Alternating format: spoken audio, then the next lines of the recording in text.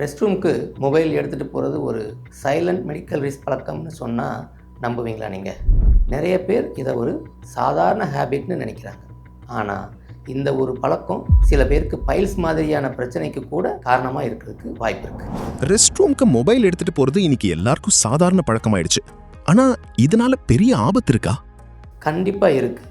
நிறைய பேருக்கு இது ஒரு ஹார்ம்லெஸ் ஹேபிட் மாதிரி தான் தோணும். ஆனால் மொபைல் பார்த்துட்டு ரொம்ப நேரம் ரெஸ்ட் ரூமில் உட்காந்து இருக்கிறதுனால எதிர்பாராத ஹெல்த் இஷ்யூஸ் வர்றதுக்கு உண்டான ரிஸ்க் அதிகம்தான். பொதுவாக ரெஸ்ட் ரூமில் தேவைக்கு அதிகமாக செலவழிக்கும் போது அந்த இடத்துல, அதாவது ஆசன வாய் பகுதியில் ப்ரெஷர் அதிகமாகும்.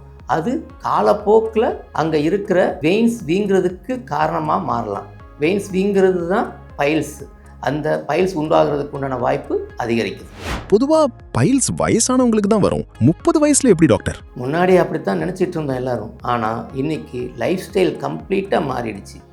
ஆஃபீஸில் அதிக நேரம் உட்கார்ந்தே வேலை செய்கிறது, டயட்டில் ஃபைபர் குறைவாக இருக்கிறது, ரெகுலராக தண்ணீர் குடிக்காமல் கான்ஸ்டிபேஷன் பிரச்சனை, இதெல்லாம் சேர்ந்து இந்த மொபைல் ஹேபிட்டும் இருந்தால் யங் ஏஜ்லேயே பைல்ஸ் வர்றதுக்கு உண்டான வாய்ப்பு அதிகம். அப்போது பைல்ஸ்னு கன்ஃபார்ம் ஆனதும் என்ன மாதிரியான ட்ரீட்மெண்ட் ஆப்ஷன்ஸ் இருக்கும் டாக்டர்? ட்ரீட்மெண்ட்னு பார்த்தோம்னா பைல்ஸ்க்கு எந்த ஸ்டேஜில் அந்த பேஷண்ட் வர்றாங்கன்றதை பொறுத்து டிசைட் பண்ணணும். ஆரம்ப ஸ்டேஜில் இருந்தால் diet changes, life style modifications மற்றும் மெடிசின்ஸ் மூலமாகவே அதை குணப்படுத்துறதுக்கு வாய்ப்பு இருக்குது. ஆனால் சில பேஷண்ட்ஸ் அட்வான்ஸ் ஸ்டேஜில் வரும்போது சர்ஜரி தேவைப்படுது.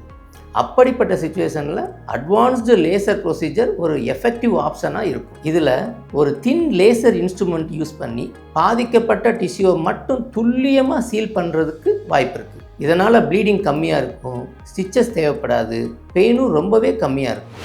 லேசர்னு கேட்டாலே நிறைய பேஷண்ட்ஸ்க்கு ஒரு பயம் இருக்குது டாக்டர். கரண்ட் வைப்பாங்களோன்னு, அது உண்மையா? லேசர்னு சொன்னால் அது கரண்ட் கிடையாது. அது ஒரு வகையான ஃபோக்கஸ்டு லைட் எனர்ஜி.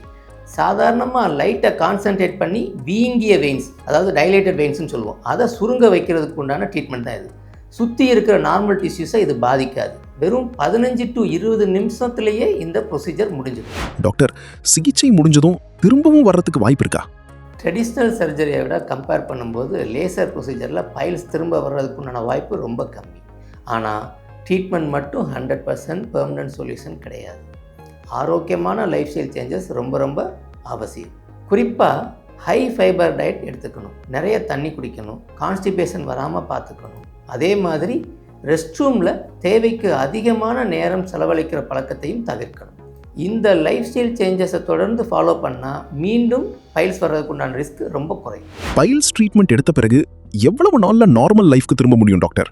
அது ட்ரீட்மெண்ட் டைப்பை பொறுத்து மாறும். குறிப்பாக நம்ம லேசர் ப்ரொசீஜர்னு எடுத்துக்கிட்டோம்னா, இந்த லேசர் ட்ரீட்மெண்ட் எடுத்துக்கிட்டு இருக்கிற பேஷண்ட்ஸ் சில நாட்கள்லேயே தங்களுடைய வழக்கமான ஆக்டிவிட்டீஸ் திரும்புறதுக்கு உண்டான வாய்ப்பு அதிகம். அதனால் சிம்டம்ஸ் இருந்தும் தாமதிக்காமல் ஆரம்பத்திலேயே கன்சல்ட் பண்ணுறது ரொம்ப முக்கியம். மோஷன் போகும்போது ப்ளீடிங், பெயின், இச்சிங் அல்லது லம்ப் மாதிரி நம்ம ஏதாவது ஃபீல் பண்ணோம்னா அதுதான் சிம்டம்ஸு.